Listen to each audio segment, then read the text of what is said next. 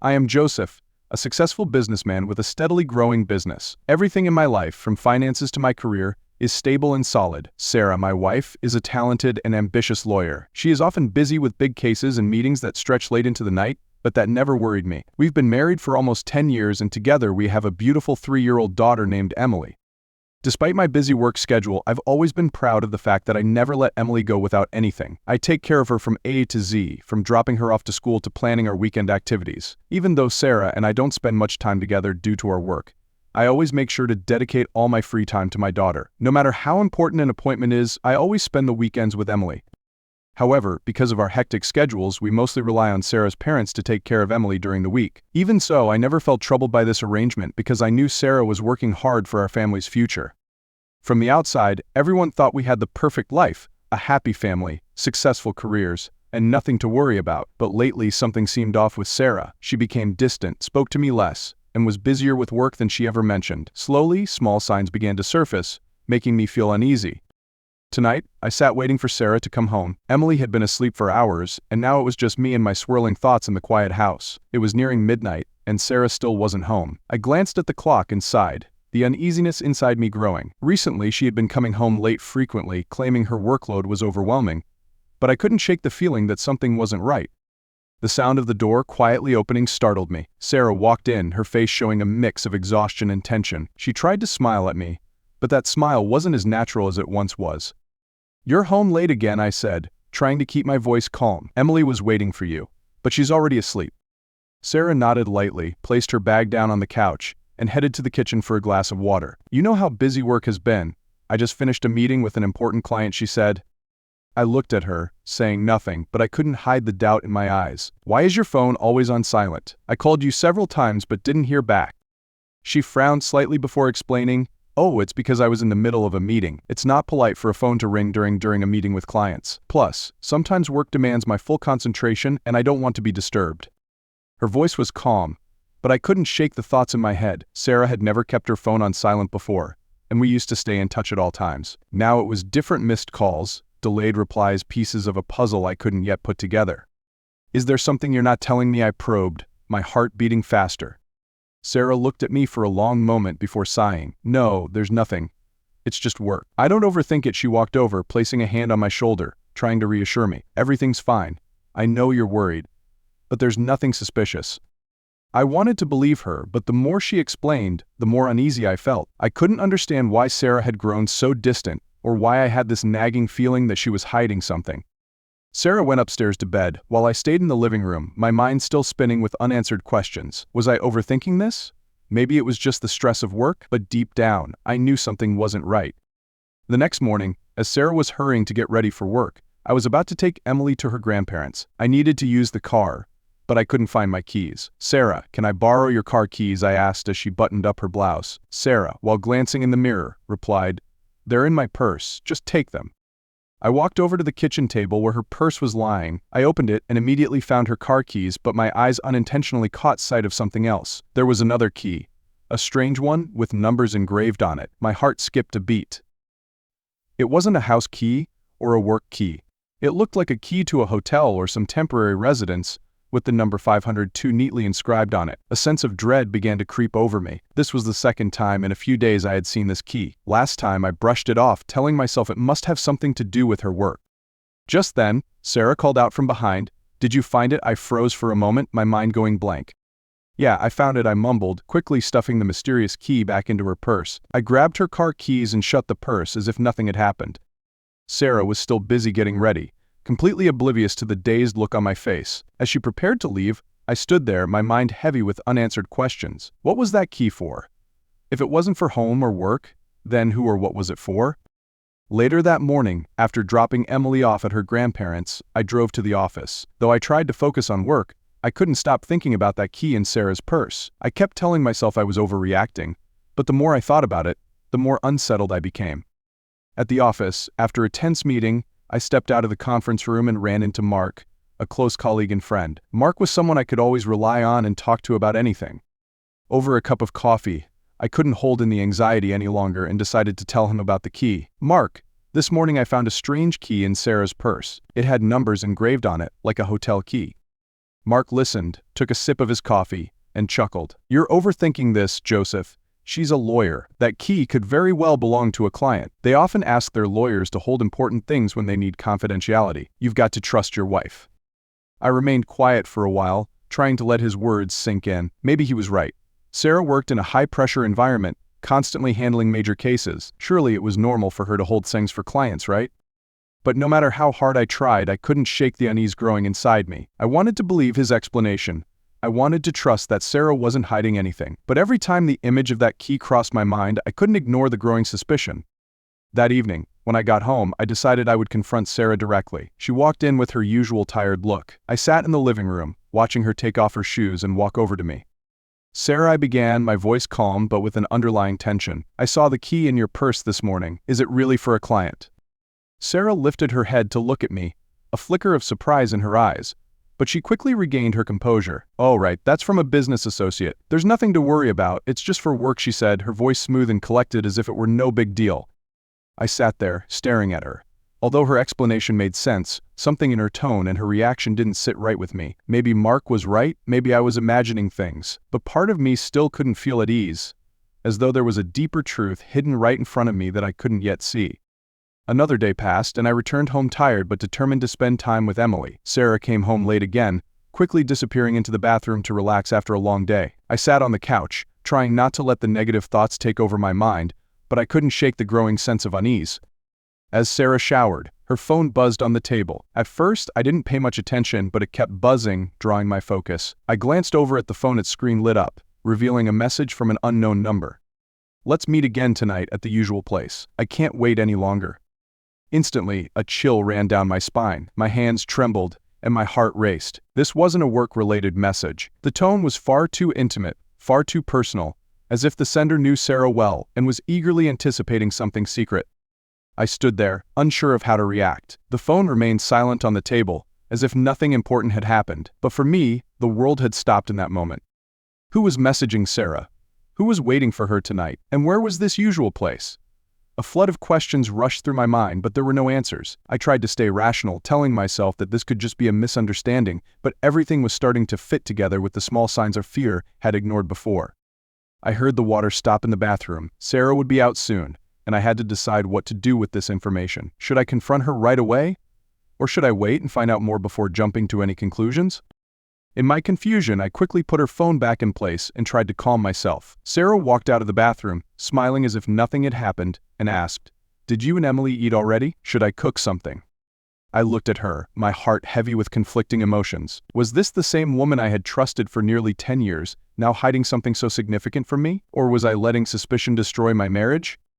I forced a smile and replied, "Yeah, Emily and I have already eaten. You should rest." But deep inside, I knew that everything had changed the moment I read that message. That night, Sarah's actions confirmed my suspicions. After dinner, she hurriedly got ready to go out. Unlike other nights, she didn't even offer an excuse about work. Instead, she simply mentioned that she had to meet a client late at night. This only deepened my doubt, especially after seeing the message. I knew following my wife was wrong, but I couldn't stop the growing suspicion inside me. Maybe this was the only way I could uncover the truth. Unable to sit idly by, I decided to take action. While Sarah was in the bedroom gathering her things, I quickly grabbed the small GPS tracking device I had purchased earlier just in case. I bent down and attached it under her car, in a spot she would never notice. My feelings of guilt were mixed with anxiety, but I felt like I had no other choice. Sarah came out, dressed in her professional attire, wearing a polite smile. She kissed me on the forehead and said, "I'll be back soon, don't worry." I nodded, trying to keep my composure. "I know. Drive safely." As soon as Sarah left the house, I called my sister, asking her to come over and watch Emily. I couldn't leave my daughter alone, even though she was sound asleep. My sister agreed without hesitation, and within minutes, she was at the house. I told her I had to leave urgently for work, and she didn't ask too many questions. Once I was sure Emily was in good hands, I got into my car and checked the GPS tracker on my phone. A red dot appeared on the map, moving slowly away from our neighborhood. My heart raced as I watched it head toward a place Sarah had never mentioned to me. I had no idea where I was being led, but I had to follow. With each mile, my thoughts grew darker. Was Sarah meeting someone? What was the message I saw really about? And more importantly, was I ready to face the truth I might uncover tonight? The red dot on the map led me out of the city, toward a more secluded area I had never been to before. My heart sank when I saw Sarah's car stop in front of a fancy hotel. I parked a little way down the street, turning off the engine as I sat there, watching from a distance, the weight of fear heavy in my chest. I sat in the car, my eyes glued to the hotel entrance where Sarah had entered over an hour ago. Time crawled by and my mind was filled with countless possible scenarios, each worse than the last. I tried to calm myself, convincing myself that I was overreacting, but something deep inside me wouldn't let me fully believe that. Finally, after more than an hour, Sarah walked out. I straightened up in my seat, my eyes fixed on her. She was with a man, a well-dressed middle-aged man with a polished demeanor. They spoke for a moment, exchanged smiles, and shook hands as if they had just closed a business deal. I watched closely, and a sense of relief washed over me. This wasn't some secret romantic meeting like I had feared. Sarah was working, just as she had said. The man seemed like a business associate or a client, and there was no sign of anything inappropriate. Their handshake was purely professional, not at all intimate. I sat back in my seat, exhaling deeply. In that moment, I realized I had let my imagination run wild. All week I had been torturing myself with baseless suspicions. Sarah had been telling the truth all along. I decided not to follow her any further. Perhaps the stress of work and life had clouded my judgment. I turned my car around and drove back home, feeling a sense of relief. Sarah was still the woman I trusted, and I told myself that I needed to have more faith in her and not let unfounded doubts tear us apart. I drove home, ready for a peaceful night with Emily, vowing never to let these negative thoughts control me again. But deep down, a small part of me still whispered caution. When I got home, it was late, and Emily was fast asleep in her room. Everything was back to normal, and I felt much more at ease after realizing Sarah was simply doing her job. I mentally chastised myself for overthinking and allowing my suspicions to disrupt my peace of mind. Not long after, Sarah returned home. She looked tired, but there was a hint of relief on her face. She quickly changed and lay down next to me. Before I could ask, she sighed and began to confide in me. "Joseph," Sarah said softly, her voice tired, "work has been really overwhelming lately. This client is huge, and if things don't go well, it could affect a lot. I've been running around all week trying to handle it." I looked at her, feeling her stress in her words. "I understand," I said, gently stroking her hair. "Your job isn't easy. You've been working really hard." Sarah continued, "Because this client is so important, I might have to stay at the office more often. There might be nights where I don't come home, but instead, sleep at the office to finish all the paperwork. Please don't worry, it's all just work."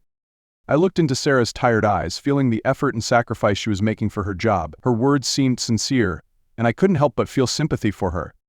"I understand," I said softly, with compassion. "I'll take care of Emily. You just focus on your work. Don't worry about the house, I'll handle everything." Sarah smiled, her expression softening as she heard my words. We lay next to each other in silence, simply enjoying the peaceful moment. Although I still had many lingering doubts, I decided to trust Sarah and support her during this stressful time. In the days that followed, Sarah rarely came home. She constantly claimed she was swamped with work, attending late-night meetings and handling complex tasks. At first, I tried my best to understand and sympathize with her. Whenever Emily asked about her mother, I could only reassure her that Sarah was very busy but would soon come back to her. Sometimes, to ease Emily's mind, I would video call Sarah so Emily could at least see her face. Sarah always looked busy, but she would still smile and send loving words to Emily. I tried hard not to let my doubts grow, convincing myself that everything was fine and that Sarah was simply overwhelmed by work. But deep down, the feeling of unease lingered. I kept reminding myself that I had seen Sarah genuinely working with clients. Yet, for some reason, the suspicion kept gnawing at me, especially as she continued to be absent more frequently. One afternoon at the office, as I was finishing up some final tasks for the day, my phone buzzed lightly in my pocket. I frowned, not remembering setting any alarm or reminder. When I pulled it out, I realized it was a notification from the GPS tracker I had placed on Sarah's car. I sat there laughing to myself. Weeks had passed, and I had forgotten that I even installed the tracker. Sarah seemed to have kept her word, and she had just been working hard. I was about to dismiss the notification, but something made me pause, urging me to check where Sarah was. When I opened the app, a red dot appeared on the map. The location wasn't at Sarah's office, but at a hotel. I frowned, remembering that Sarah had met a client at a hotel once before. Maybe this was just another meeting. I checked further, scrolling through the recent history of the GPS tracker. What sent a chill down my spine was the frequency of Sarah's stops. This hotel wasn't just tonight's destination. In fact, it had appeared multiple times in the past week, and there was even a night when she stayed there. I quickly realized that most of Sarah's outings recently had led her to this hotel. My heart sank. At first, I tried to convince myself it was just work, but the unusual frequency of these hotel visits made it impossible to ignore the suspicion building inside me. Had I been wrong to trust her? Was work really so demanding that she had to spend nights at a hotel so often? Or was this a sign of something else, something I wasn't yet ready to face? The doubt grew stronger as I stared at the red dots on the map. I couldn't sit still any longer. To confirm my suspicions, I decided to drive to the hotel where Sarah had been stopping, though my heart was heavy with worry and fear. Maybe it was all just a misunderstanding, but I needed to know the truth. When I arrived at the hotel, I stood at the front desk, unsure of how to proceed. I couldn't directly ask about Sarah, especially since I wasn't sure if she had checked in under her real name. My mind raced, searching for a way to approach the situation. Suddenly, I remembered the strange key with the number 502 engraved on it that I had seen in her purse. It could be the clue I needed. "Excuse me, does this hotel have a room 502?" I asked the receptionist, feeling ridiculous for relying on coincidence. The receptionist looked at me, then checked her computer. "Yes, room 502 is currently occupied." Hearing that, my heart seemed to stop. I tried to remain calm, but inside I was a mess. I couldn't believe that Sarah would do this. She had been deceiving me all along, and I was now standing on the edge of a terrible truth that I couldn't accept. "I'd like to book the room next to it," I said quickly, trying not to show my panic. "Room 501, if it's available." The receptionist didn't question anything, and she quickly made the reservation for me. Holding the key, I took the elevator up, my heart heavy with dread. I didn't want to confront Sarah immediately. A part of me still hoped I was wrong, that this was all just a misunderstanding, but perhaps the truth was already too clear. I unlocked the door to room 501 and stepped inside, feeling like I was about to walk into a nightmare. I stood by the wall, pressing my ear against it, listening for any sound from the room next door. My heart clenched as I heard Sarah's familiar laughter. That laughter, once comforting, now sounded so bitter. "He's so stupid," Sarah's voice came through clearly. "The other night, he followed me, and he actually thought I didn't notice. I saw his car the moment I stepped out of the hotel. We just had to put on a little act, and he bought it completely." The pain spread through my chest. Everything seemed to collapse in that moment. She knew I had been following her, and she had intentionally deceived me. I stood there, frozen, unsure of what to do next. A man's voice joined hers, laughing loudly. "Sarah, you're so smart. But we didn't have time for each other that night. You owe me some payback now, don't you?" His voice was filled with innuendo, and I didn't need to hear any more to understand what was happening. I stood there, motionless in the room, feeling like my world was falling apart. Sarah, the woman I had trusted, had betrayed me in the most painful way, but I couldn't confront her right then. I was afraid that, in my anger, I would do something that would make everything worse. I quietly left the hotel, my heart weighed down by the truth that had just been revealed. The lies, the deception, all of it had come to light. But now, I needed time to process it, to figure out how to handle this without destroying everything. I left the hotel, my heart heavy, my chest tight as if someone had crushed it. The words I had just heard still echoed in my mind, each word from Sarah stabbing deeper into my heart. I didn't know what to do or where to go. I just drove, aimlessly, lost in the storm of emotions.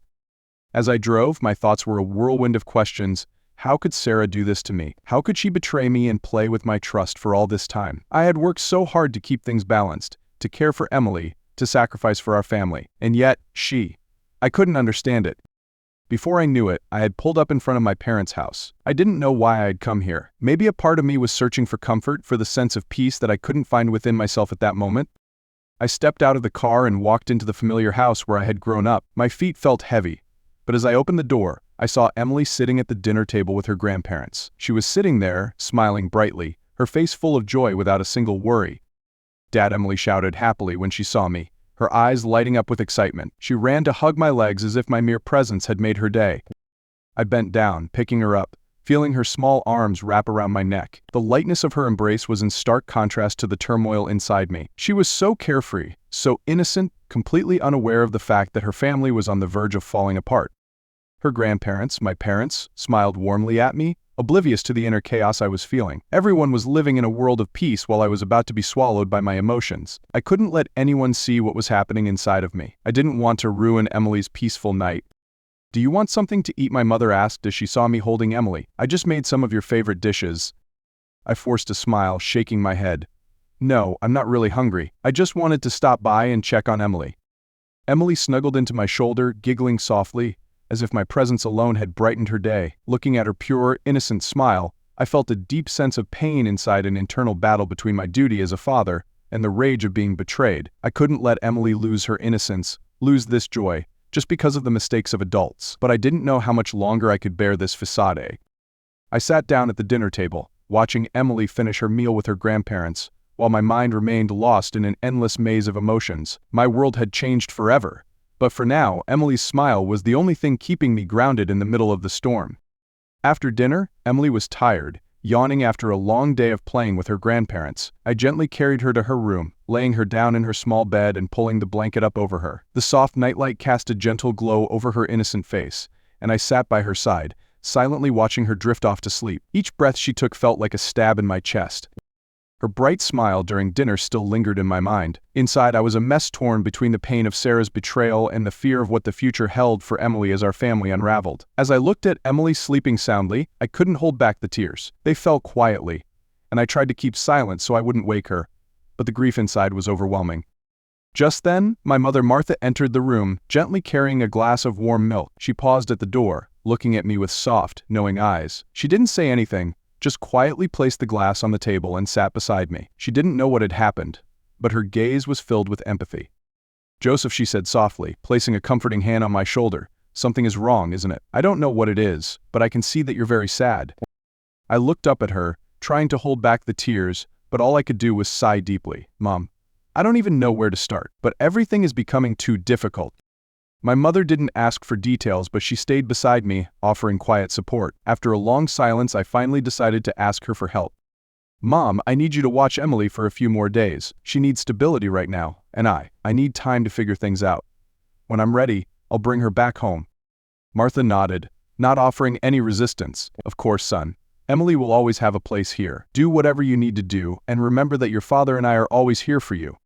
I managed a small smile, thanked her, and kissed Emily softly on the forehead before quietly leaving my parents' house. I didn't know where I would go next, but one thing was certain: I needed to face Sarah and get the answers I deserved.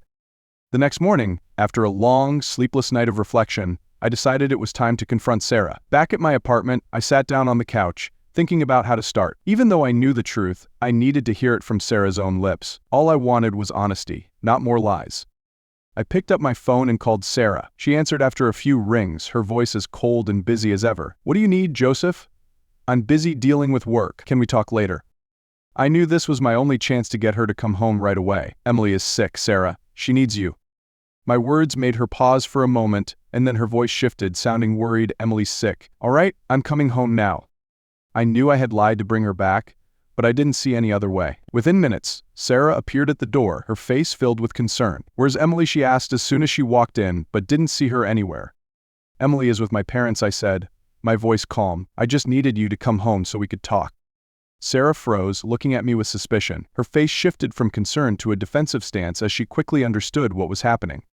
"What is this about? Why did you lie?" she asked coldly. But I was ready.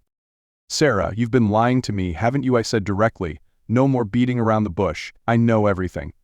I know where you've been, and who you've been with." Sarah stood silently, trying to maintain her composure. "I don't know what you're talking about. I've told you 100 times, I've just been working." I didn't let her lie any further. "Stop lying to me, Sarah. I checked the GPS on your car. I know you've been staying at a hotel all week."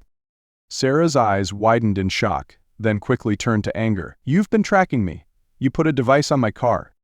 Her voice grew sharp, and there was no trace of worry left. "You had no right to do that, Joseph. How dare you invade my privacy like that?"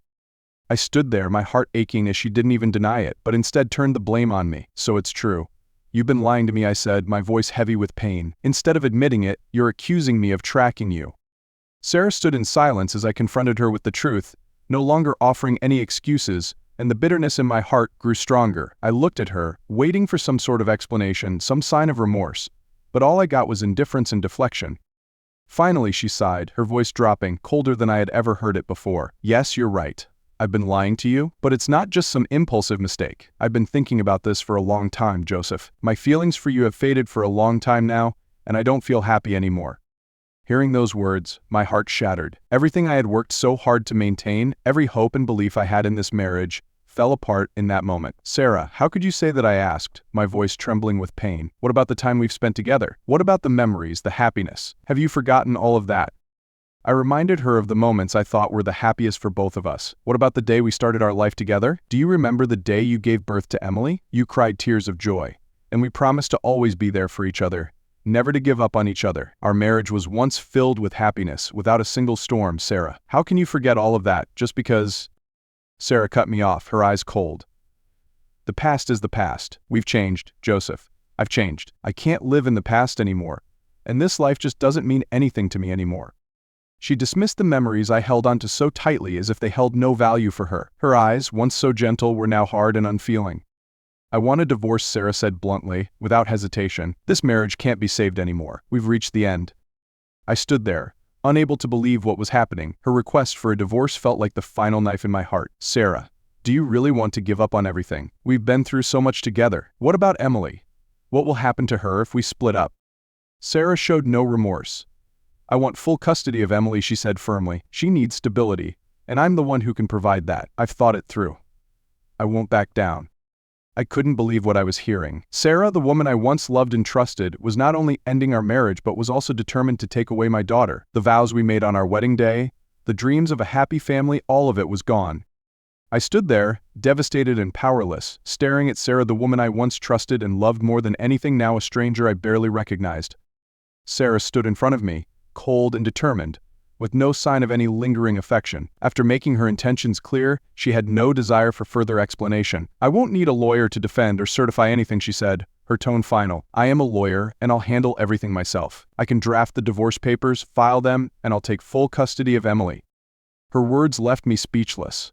I could only stand there, watching her pack her belongings, leaving behind everything we had built together. Sarah didn't wait for any objection from me, nor did she offer any kind of goodbye. She walked out, carrying her pride, leaving me standing in an empty house, drowning in a sea of pain. A few days later, Sarah returned, not to reconcile or talk things over, but to take Emily with her. She brought the divorce papers, the documents she had prepared herself, completely confident in handling all the legal processes. Sarah placed the stack of papers on the table and handed me a pen. Joseph, I want you to sign the divorce papers. Everything is clear now. This is the best solution for both of us and for Emily.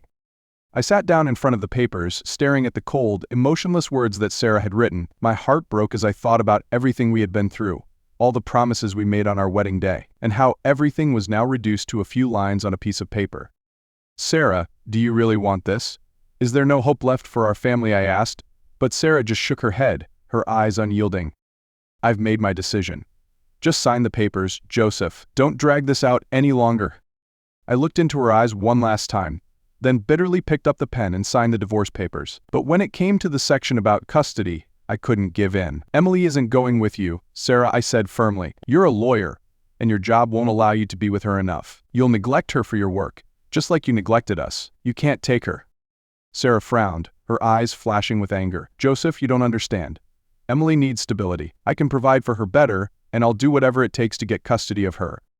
I didn't back down. This isn't about money or resources, Sarah. How can you spend enough time with Emily when your work always consumes you? She needs a stable presence in her life, not just a mother who can't give her the attention she deserves.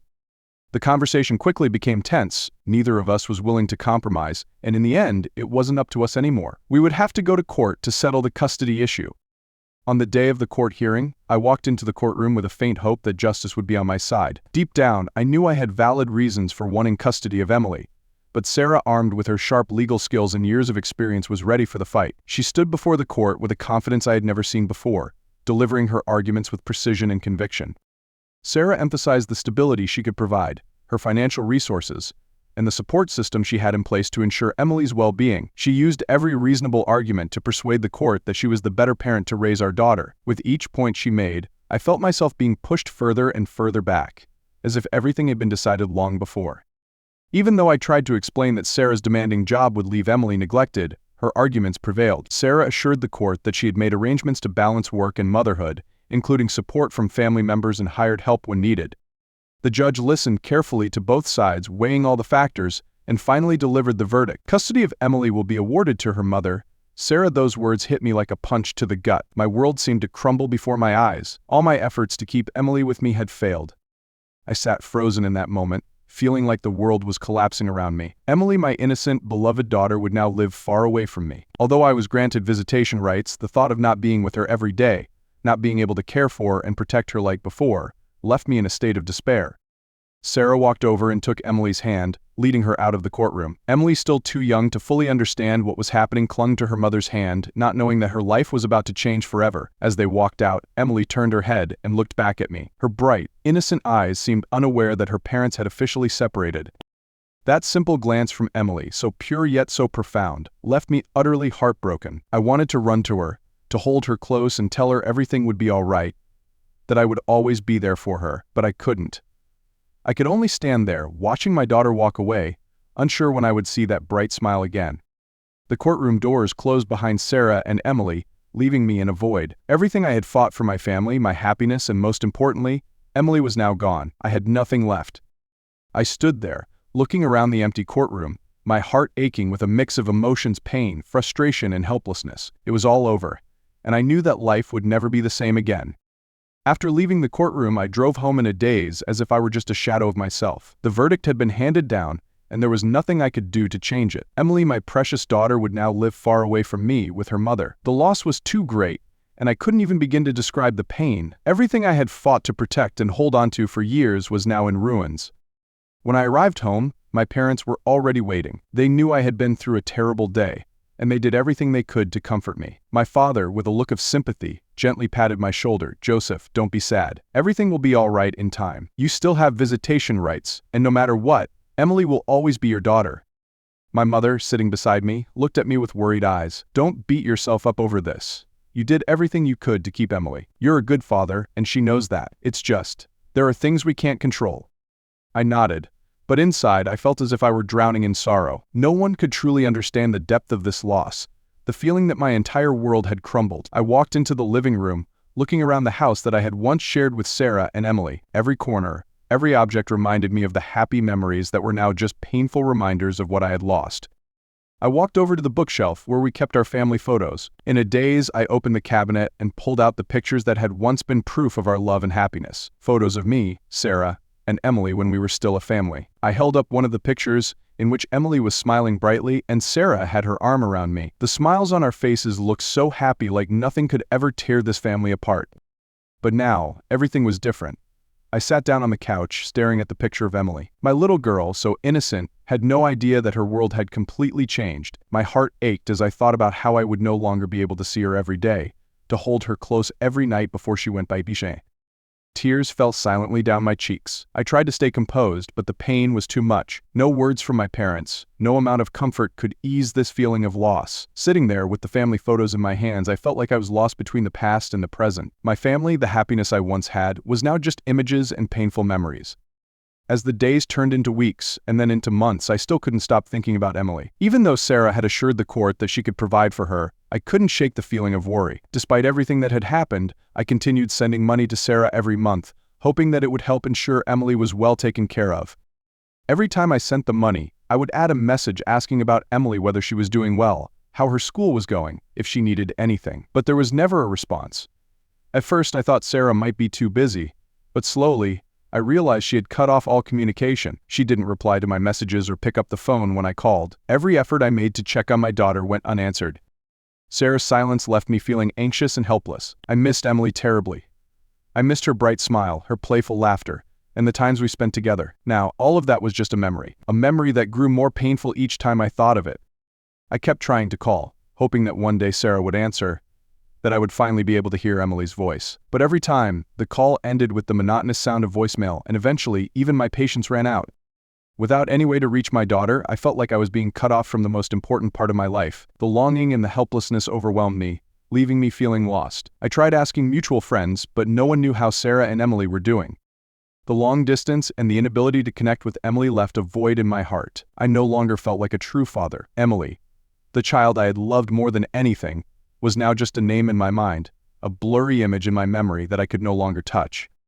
To escape the pain, I buried myself in work. Work became my refuge, a way to numb myself so I wouldn't have to face the overwhelming sense of loss. The endless projects, meetings, and contracts helped me temporarily forget the painful reality. But even as I immersed myself in work, the thought of Emily was always there, lingering in the back of my mind, never fading.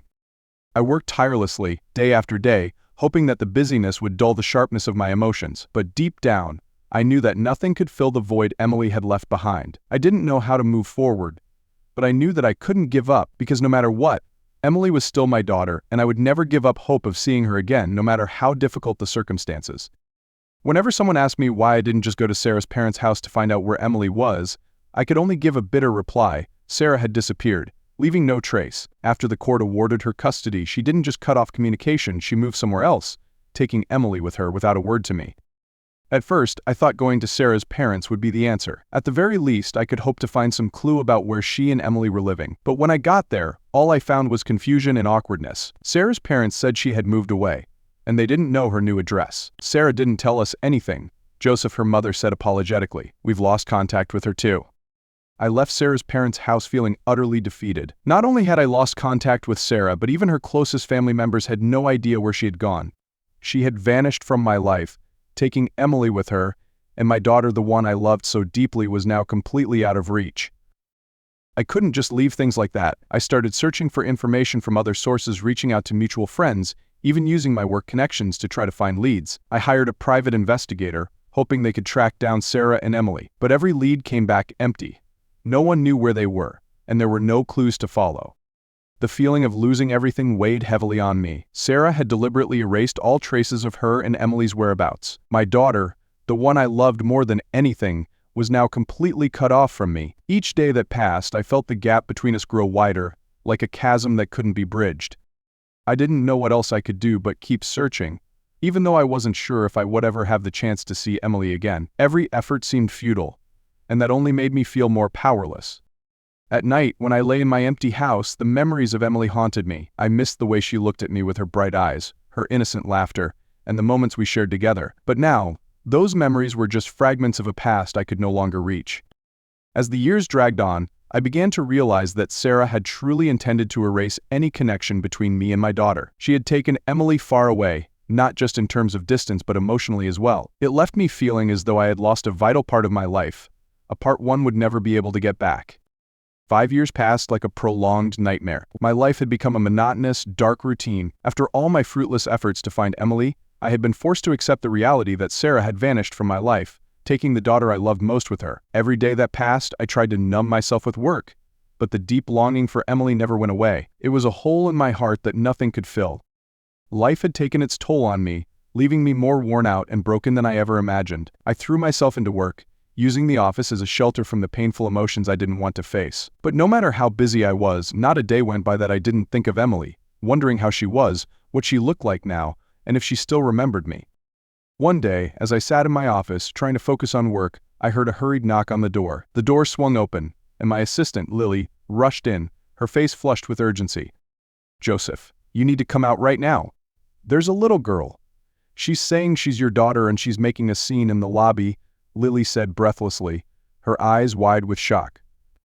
I froze, unable to process what I had just heard. "My daughter," I repeated, feeling disbelief wash over me. How could a random girl claim to be my daughter? Emily had been missing with Sarah for 5 long years, and I couldn't fathom why she would show up now, out of the blue.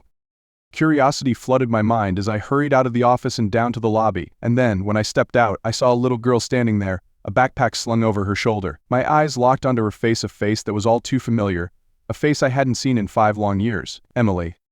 She looked older, more mature than the last time I saw her. Back then, she had been just a 3-year-old, small and innocent. But now, Emily was 8 years old, taller, with a face that showed hints of the little girl I remembered. Her eyes, however, were still the same bright and filled with a curiosity I had never forgotten. "Dad," Emily whispered, her voice trembling but determined. I stood there, speechless, not knowing what to do or say. Emotions I had buried for so long suddenly came rushing back, overwhelming me. I had imagined countless scenarios of how I might one day reunite with my daughter, but I never thought it would happen like this so suddenly, without warning. Emily stared at me, her eyes full of hope and nervousness. I took a step toward her, my heart pounding. "Emily, is it really you?" I asked, my voice cracking. She nodded, tears welling up in her eyes. "I found you, Dad. I wanted to see you. I've missed you." I couldn't believe what I was seeing, but the truth was standing right in front of me. Emily, my daughter, whom I had lost for 5 years, was here. Not a dream or an illusion. I knelt down, wrapping my arms around her, tears streaming down my face. Emily hugged me tightly, her small body trembling as she held on to me. "Dad. I'm sorry it took so long," Emily said, her voice choked with emotion. "It's okay, sweetheart," I whispered, my voice full of love. "I'm here now. I'm always here for you, Emily."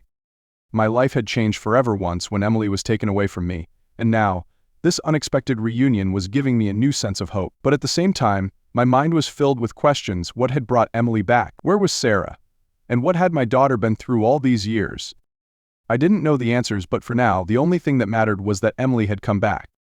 As I held Emily close, still in disbelief that she had returned, the office door opened once again. Sarah walked in, her face cold and weary. She looked at me and Emily with irritation, as if reuniting with me and her daughter after all these years was nothing but a burden.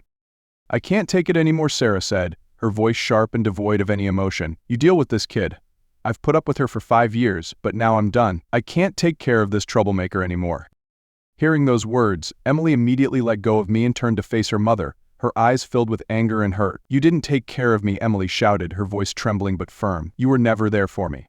I've been living with the housekeeper all these years. You didn't care about me at all, and when you were home, all you did was bring strange men around. I don't need you." Emily's words cut through the air like a knife, leaving me stunned. Sarah stood there, her face darkening, before she finally lost her temper. "Shut up, Emily. You don't know anything," she yelled, her eyes blazing with fury. "From now on, I'm done with you. You go wherever you want, live with whoever you want. I'm done dealing with you." Everything seemed to freeze. I couldn't believe what I had just heard. Sarah, Emily's mother, the woman I once loved and trusted, was standing in front of me, denying all responsibility for her own child. It wasn't just neglect, she was completely abandoning her. Emily stood there, tears streaming down her face, but her eyes remained strong. She didn't shout anymore, but I could see the deep pain in her heart. I stepped forward, standing between Sarah and Emily, my anger bubbling over. "Sarah, what are you saying?" "She's your daughter," I said, my voice full of disbelief. "How can you just walk away from Emily like this?" Sarah pushed my hand away, her face devoid of any affection. "You want her, you take her. From now on, you're her guardian, and I don't want anything to do with her. It's time I live my own life without being tied down by a troublesome kid." Her voice was icy, as if Emily were nothing more than a burden. My heart broke at those words. I turned to Emily. She was shaking, tears still falling, but I could see the determination in her eyes. Without hesitation, I pulled her into my arms, my resolve stronger than ever. "It's okay, Emily," I whispered. "I'm here, and I won't ever leave you again." Sarah stormed out of the office without saying goodbye, leaving me and Emily standing there, in a whirlwind of emotions. She had made her choice, and I knew from that moment on that Emily no longer had a mother in her life. I held Emily tightly, my heart heavy with the responsibility I now bore. Sarah had abandoned her, but I would never do that. Emily was everything to me, and I would do whatever it took to protect her, to make up for all the years she had been forced to endure without me. Looking down at Emily, I saw her shaking, but this time, I knew that I would never let her face this kind of pain alone again. I would be Emily's guardian, her father in every sense of the word. And from this day forward, I would never let anyone or anything take her away from me again. Sarah was gone, and I stood there, my mind swirling with too many emotions. But as I looked at Emily, I knew that everything had to change from this point on. No more Sarah, no more lies, no more neglect. Now it was just the two of us, and I was determined to give Emily the love and care she had been missing for so long. I took Emily home, back to a house that now belonged only to the two of us. On the drive home, she sat quietly beside me, her eyes distant. I knew that what had happened today was overwhelming for her, but I also knew that from this moment on, she would never have to face abandonment again. I reached over and gently squeezed Emily's hand, letting her know that I was here, that she would always be protected and loved. When we got home, I made us a simple dinner, and we sat down to eat in silence. Emily stared at the food on her plate, but I could sense the pain and emptiness in her heart. After dinner, I led her into the living room, where I had kept the family photos we had taken years ago. I pulled out a few of the old photos of me, Sarah, and Emily when she was just a little girl. "You know," I said, looking at the photos, "the day you were born was one of the happiest days of my life. From the moment I saw you, I knew you were the most precious thing I had." Emily looked up at me, her eyes still wet, but showing a glimmer of hope. "Dad, are you sad that Mom left?" she asked, her voice shaky. I sighed, sitting down next to her. "I am, Emily. But the most important thing is you. I'm here for you, and I'll never leave you again. We're going to start fresh, just the two of us, and I'll do everything I can to make sure you're happy." Emily didn't say anything, but she leaned her head against my shoulder, her body slowly relaxing. I knew this journey wouldn't be easy, but it was a new beginning for both of us. In the months that followed, life slowly began to settle. I reorganized my life, no longer using work as a way to escape. Instead, I focused on getting to know Emily again, the daughter I had lost for 5 years. It wasn't easy at first. Emily had to adjust to life without her mother, and I had to learn how to be a real father, not just a name. But day by day, I saw Emily begin to smile more, her eyes brightening with the happiness I hadn't seen in years. We spent time together, doing the things we never had the chance to do. The painful memories slowly faded, replaced by new moments of joy. One day, as we sat together on a bench in the backyard, Emily looked up at me, her voice small but full of certainty. "Dad, I'm so happy I found you." I smiled, feeling warmth fill my heart. "I'm happy too, Emily. I'm so glad you came back." It was in that moment that I realized, no matter how painful or complicated life could be, the most important thing was love and connection. And now, Emily and I had found that again. Life would still bring challenges, but with Emily by my side, I knew we could face anything. This wasn't just a new beginning, it was a new life, one where love and togetherness would always come first.